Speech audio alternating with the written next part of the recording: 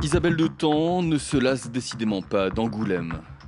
C'est ici qu'elle a signé ses premiers contrats de dessinatrice et c'est ici qu'elle a décidé de vivre. Isabelle de Taon est devenue une référence de la BD historique romancée et aujourd'hui son actu est double avec 2 albums qu'elle a bien voulu nous présenter.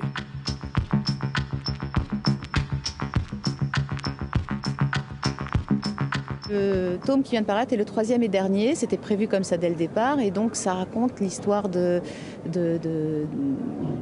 groupe d'aventuriers français à l'aube de l'archéologie moderne, en goguette en Égypte et à la recherche du tombeau d'Alexandre. Et évidemment, ça ne se passe pas du tout comme prévu, il y a beaucoup de rebondissements, d'autres escrocs, enfin des gens qui essayent de leur voler leurs indices pour arriver avant eux à ce magnifique trésor qui est à la base quelque chose qui a existé et qui existe peut-être toujours à Alexandrie, sans doute sous des mètres et des mètres de flotte ou des mètres et des mètres de terre et de roches.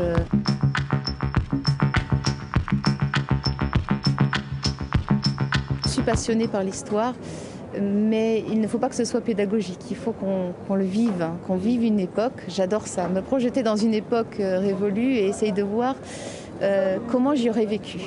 Et ensuite, les histoires naissent comme ça. Et je me suis demandé comment réagirait une société qui n'est pas du tout armée pour ça face à un tueur en série. C'est-à-dire dans l'Antiquité, comment appréhender un criminel alors qu'il n'y a pas le même sens de la justice, le même sens de la police, qu'il n'y a pas d'enquêteurs formés pour ça.